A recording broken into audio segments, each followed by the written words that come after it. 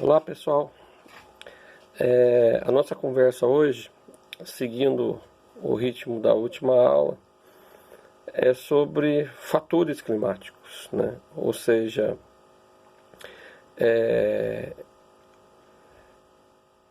itens que interferem nos elementos climáticos. Só relembrando, os elementos climáticos são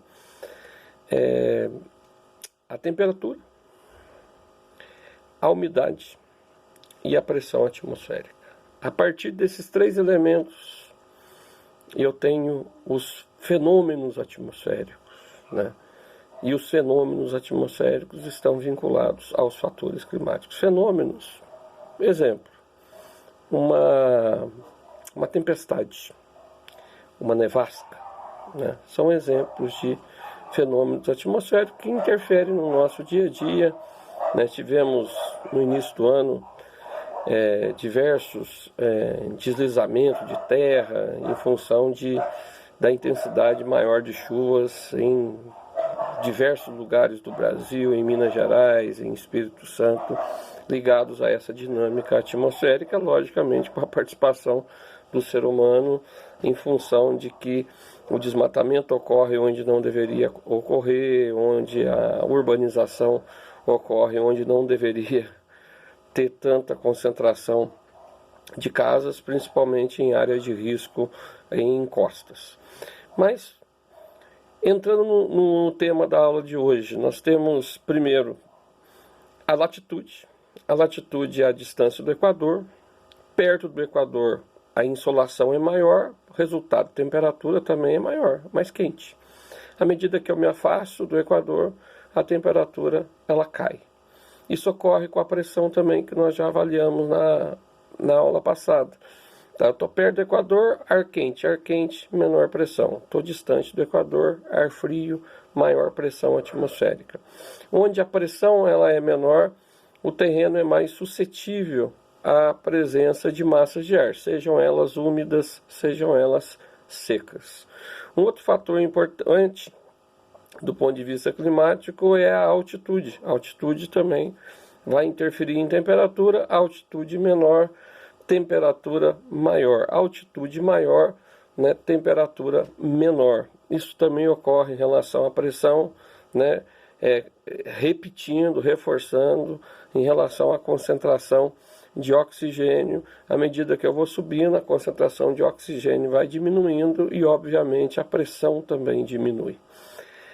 Um outro fator importante, um fator assim de cobrança constante nos vestibulares, nas provas, aí, é a proximidade ou o distanciamento do mar. Como é que eu chamo isso? Eu chamo isso de maritimidade, quando eu estou próximo do mar, continentalidade, quando eu estou distante do mar.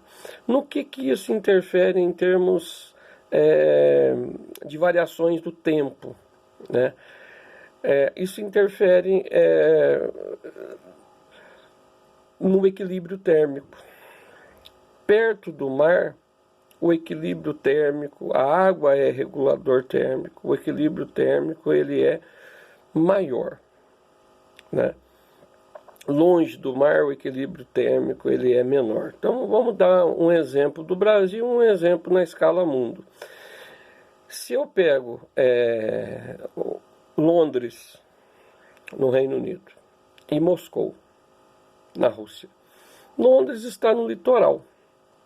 Resultado, a variação de temperatura em Londres ao longo do ano, ela é menor do que Moscou, que está distante do litoral. Então, o inverno é menos inverno em Londres e é mais inverno em Moscou. O verão pode ser mais verão em Moscou do que em Londres, né? Essa variação de temperatura tende a ser muito maior. No Brasil isso também ocorre.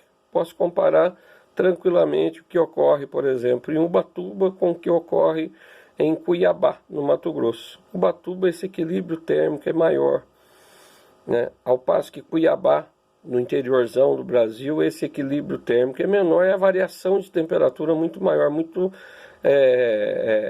ainda tem um fenômeno da friagem que nós citamos na aula passada, ligado à Amazônia. Eu fiz um vídeo que vai destacar isso para vocês, a atuação das massas de ar no Brasil, isso fica muito evidente. Então você vai ter dias bem mais frios em Cuiabá, tá? E maior equilíbrio na temperatura em Ubatuba. Sem contar que a umidade também ela tem uma tendência de ficar mais concentrada nas áreas próximas do mar, né?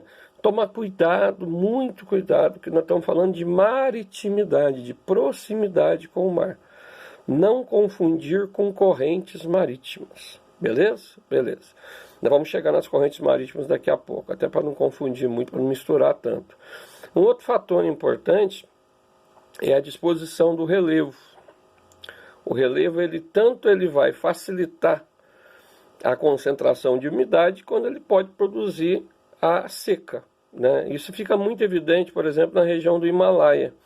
Ao sul do Himalaia, eu tenho o quê? Eu tenho muito mais umidade do que ao norte do Himalaia, né? Essa umidade que vem do oceano, principalmente do Oceano Índico, ela fica concentrada ao sul da cordilheira, tá? Do outro lado da cordilheira, você tem uma presença menor de umidade. Até no material que eu vou dispor para vocês, vai ter evidente aí o nome específico para isso. A área do relevo, onde a umidade é maior, nós chamamos de barlavento. A área do relevo, onde a umidade é menor, nós chamamos de sotavento. Barlavento, área úmida, sotavento, área seca. Interessante, uma estratégia aí, sotavento começa com S de sapo e de seca, né? Então, seca combina com sotavento, barlavento, né? Barlavento, B de balde. Balde tem água, né? Só uma piada sem graça no meio para descontrair um pouco. Um outro elemento também que acaba atuando nesse processo todo, né? Só relembrando, nós já falamos de quantos fatores? Nós falamos de latitude, altitude, nós falamos de maritimidade, de continentalidade, já falamos de disposição do relevo. Um outro fator importante é a vegetação. A vegetação também ela pode contribuir para concentrar a umidade ou para desfavorecer a concentração de umidade, né? Isso fica muito evidente quando você compara a Amazônia com Caatinga. Na Caatinga, a vegetação ela absorve umidade, sim, mas é pouca umidade que tem lá. Se é pouca umidade, evidentemente que a tendência ali é chover pouco, né? Na Amazônia, a concentração de umidade é maior e as características da vegetação facilitam a produção de umidade, né? A Amazônia é apelidada de fábrica de chuvas. Se é fábrica de chuvas, pode contribuir aí para a existência dos famosos rios voadores, que nós já discutimos aí em outra ocasião, né, a importância desse fenômeno aí.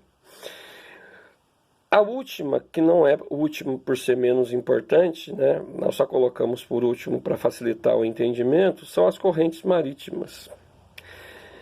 Correntes marítimas são grandes massas d'água oceânicas que circulam aí mundo afora. Quantas correntes marítimas nós temos, né? A perguntinha cretina, né? Nós temos, na verdade, uma corrente marítima só. Há uma circulação só. Só que é uma circulação que leva em torno de 1 milênio para ela ser concretizada. Então, nesse circula para lá e para cá, eu tenho momentos que essa água está mais aquecida, tem momentos que essa água está mais fria.